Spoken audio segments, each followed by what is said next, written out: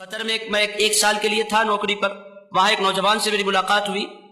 ادھر ادھر کی باتیں ہوئی. میں نے اس سے پوچھا کیا ہے آپ کا قصہ کیا ہے؟ انہوں نے کہا میں پہلے 11ویں وغیرہ کو مانتا تھا, میں میلاد بھی کرتا تھا, مگر 5 سال ہو گئے ہیں یہاں آ کر میری آنکھیں کھل گئی ہیں. اب میں یہ سارے بدعت و شرک کے کام نہیں کر رہا ہوں. میں نے کہا آپ کے بابا وہ کر رہے ہیں, اللہ انہیں نیک توفیق دے. آپ کے دادا وہ بھی کیا کرتے تھے ان سارے کاموں کو, مگر میں نے چھوڑ دیا ہے. میں نے ان سے پوچھا کیوں آپ نے چھوڑ دیا, وجہ کیا ہے؟ کوئی نہ کوئی سبب ہوگا آپ کے پاس چھوڑنے کا. آپ اس طرف مائل کیوں ہو گئے؟ اولیاء کرام سے آپ نے اپنا منہ کیوں پھیرا, وجہ کیا ہے؟ اس نے کہا میرے بابا بڑی پابندی سے عرس کو جایا کرتے ہیں, ہمارے دادا پیر کے عرس کو بڑی پابندی سے وہ جاتے ہیں, اور ان کا معاملہ یہ ہے کہ جمعے کی نماز بھی بڑی پابندی سے پڑھتے ہیں, اور ان کا طریقہ یہ ہے کہ وہ 11ویں شریف بھی بڑے اہتمام سے ہمارے گھر میں بکرے کاٹ کے کیا کرتے ہیں, اور ان کا دستور یہ ہے کہ وہ میلاد کا جلسہ بڑے اہتمام سے ہمارے ایک کمیٹی انہوں نے بنائی رکھی ہے, وہ جلسہ بھی بڑے اہتمام سے کرتے ہیں, مگر کبھی میں نے انہیں پابندی کے ساتھ مسجد جاتے ہوئے نہیں دیکھا. وہ مسجد نہیں جاتے تھے. میں نے کہا مسجد نہیں جاتے تھے تو کیا؟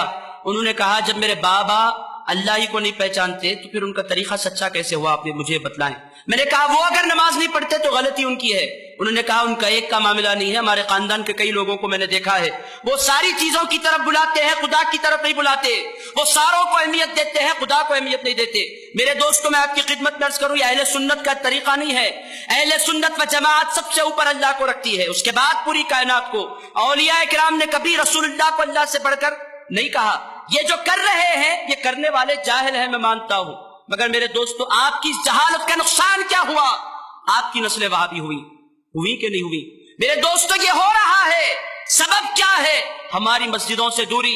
ہم اس کے بعد روئیں گے کہ ہمارے بچے وہابی ہو گئے, کوئی نہیں بچا سکتا. ایک بات آپ یاد رکھ لیں, اگر آپ چاہتے ہیں اپنے بچوں کو سنی رکھنا, آپ چاہتے ہیں اپنے بچوں کو غلام رسول بنائے رکھنا, آپ چاہتے ہیں آپ اپنے بچوں کو اولیاء کرام کا دامنگیر بنائے رکھنا, آپ کی ذمہ داری بنتی ہے کہ آپ مسجدوں کو جائیں.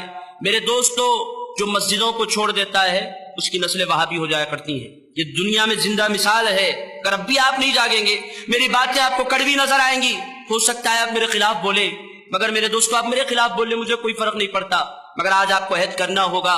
آج آپ سنی اجتماع میں تشریف لائے ہیں, آپ کو عہد کرنا ہوگا کہ نماز قائم کریں گے نا انشاءاللہ تعالی.